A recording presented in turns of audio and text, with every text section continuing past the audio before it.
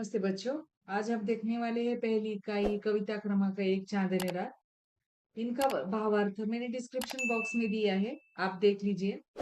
और ये जो कविता है चांदनी रात, ये मैथिली शरण गुप्त जी इनका है, इनकी कविता है। हम इसके नीचे का जो स्वाध्याय है वह देखेंगे।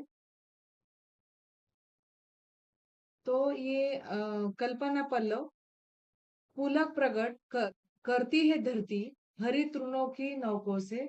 इस पंक्ति का कल्पना विस्तार कीजिए। तो प्रकृति की जो अप्रतिम सौंदर्य का वर्णन करते हुए कवि कहते हैं कि चांदनी रात की प्रकृति आनंदित होकर हरी हरी घास पर ओस रूपी मोती बिखेर रही है। इस तरह मानो हरि तृणों पर ओस रूपी खुशी के अश्रुओं को बिखेर कर वह अपना आनंद प्रकट कर रही है। पठनीय है। संचार माध्यमों से राष्ट्रीय एकता पर आधारित किसी समारोह की जानकारी पढ़िए।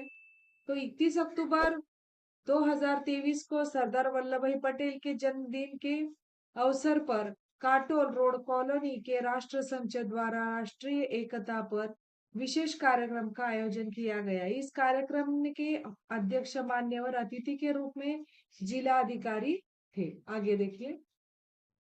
तो इस कार्यक्रम के आयोजन का उद्देश्य नागरिकों को विशेषकर जवानों में राष्ट्रीय सद्भावना, एकता, अखंडता तथा समाज सुरक्षा की भावना के प्रति जागरूकता निर्माण करना था। सर्वप्रथम सामूहिक राष्ट्रगान से कार्यक्रम का शुभारंभ किया गया। उसके बाद काटोल रोड के कम्युनिटी हॉल से लेकर कस्तूरचंद पार्क तक और वहां से वापस प्रभात फेरी निकाली गई। लोगों के हाथों में घोषणाओं के बड़े बड़े पोस्टर थे। जवानों ने राष्ट्रीय एकता के विषय में जोर शोर से नारे लगाए और कौमी एकता के गीत भी गाए। प्रभात फेरी के बाद मान्यवर अतिथि द्वारा उपस्थित लोगों के लिए राष्ट्रीय एकता पर संदेश दिए। उन्होंने अपने व्याख्यान में लोगों को उपदेश दिया कि वे अपनी भाषा, धर्म, जाति और क्षेत्र के भेदभावों को भूलकर राष्ट्रीय एकता के सूत्र में बंध जाए। इस समारोह में पोस्टर बनाना, रंगोली आदि की प्रतियोगिताओं का भी आयोजन किया गया था, जिसमें महिलाओं और बच्चों ने बढ़ चढ़कर हिस्सा लिया। विजेताओं को उपयुक्त पुरस्कार दिए गए। इस समारोह की यादगार के रूप में कम्युनिटी हॉल से अहाते में वृक्षारोपण किया गया। आगे देखें। लेखनीय। ये प्रकृति मनुष्य की मित्र है, ये स्पष्ट कीजिए। तो हमारा जीवन प्रकृति के साथ शुरू होता है और प्रकृति के साथ ही खत्म होता है। पेड़, पौधे, पशु, पक्षी, मनुष्य, यह सब प्रकृति के अभिन्न अंग है। प्रकृति ने ही सबको जीवन प्रदान किया है। मनुष्य प्रकृति की सर्वश्रेष्ठ रचना है। प्रकृति ने न केवल मनुष्य को जीवन दिया है, अपितु एक माँ की तरह मनुष्य का लालन पालन भी प्रकृति ही करती है। मनुष्य अपने जीवन यापन की सभी आवश्यकताएं प्रकृति से ही पूर्ण करता है। श्वसन हेतु ऑक्सीजन हो या रोटी, कपड़ा और मकान, अपनी हर जरूरत के लिए मनुष्य अथवा प्राणी प्रकृति पर ही निर्भर करता है। जिस तरह एक थके हुए यात्री को पेड़ की छांव प्रदान कर प्रकृति अपना वात्सल्य प्रदान करती है, उसी तरह मन से परेशान कोई व्यक्ति किसी नदी अथवा समुद्र के तट पर प्रकृति के प्रेम को पाकर शांति का अनुभव करता है। प्रकृति को गोद में ही किसी लेखक, कवि अथवा चित्रकार की कल्पना पुष्पित व पल्लवित होती है। प्रकृति मनुष्य की अंतरंग मित्र है। मनुष्य को लुभाने के लिए प्रकृति रोज नए सुंदर दृश्य प्रकट करती है। पंछियों के माध्यम से वह मनुष्य को सुंदर गीत सुनाती है।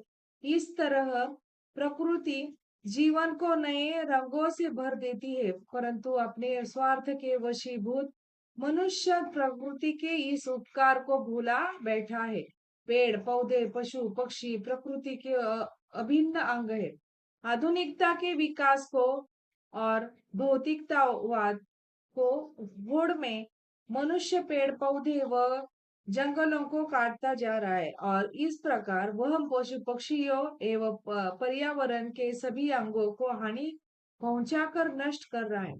प्रकृति के इस रास से मनुष्य को भी दुष्परिणाम भुगतने पड़ेंगे। अतः मनुष्य को पर्यावरण के प्रति जागरूक होकर प्रकृति की सुरक्षा पर ध्यान देना होगा। आगे देखें, पाठ के आंगन में सूचनानुसार जो कृति है वो करना है। तारों के उदित और अस्त होने के बारे में कल्पना। पहला है, रवि बटोर लेता है उनको सदा सवेरा होने पर। शून्य शाम तनु जिसमें उसका नया रूप झलकता है। और विरामदायिनी अपनी संध्या को दे जाता है। हे बिखेर देती वसुंधरा मोती अपने सबके सोने पर।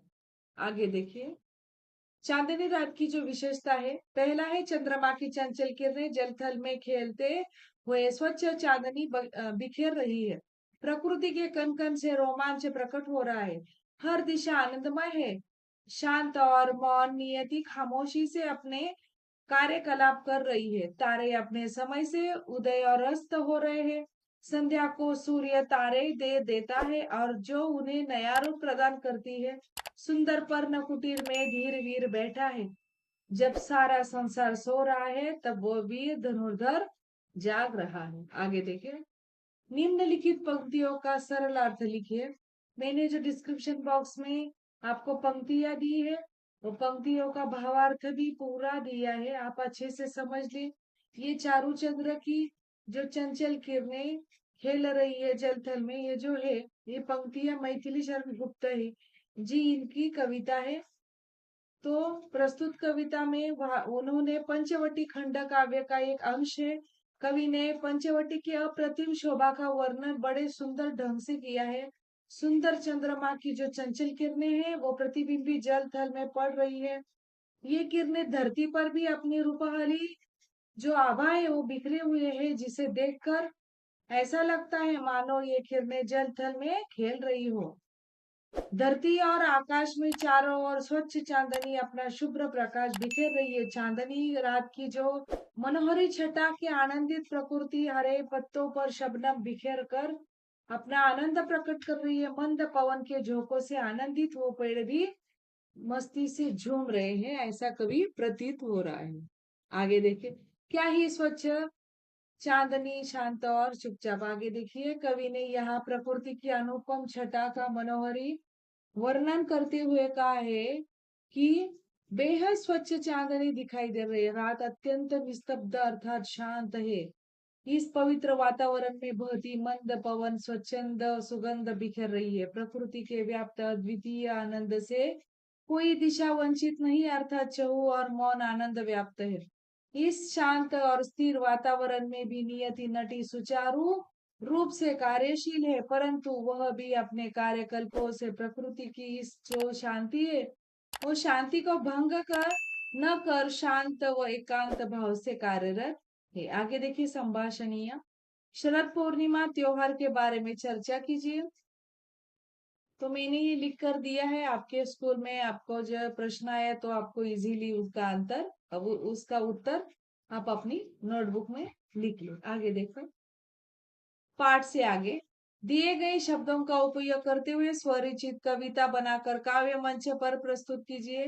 तो तारे, आकाश, पर्वत, नदी, पृथ्वी। नीले आकाश में जगमग तारे, हंसते फुसकाते अनुपम न्यारे, पर्वत पर चांदनी बिखेरती आभा, पृथ्वी की गोद में छाई शोभा, नदी भी उछलती बटोरती मोती, रजनी के गीत कल कल कर गाती। आगे है भाषा बिंदु।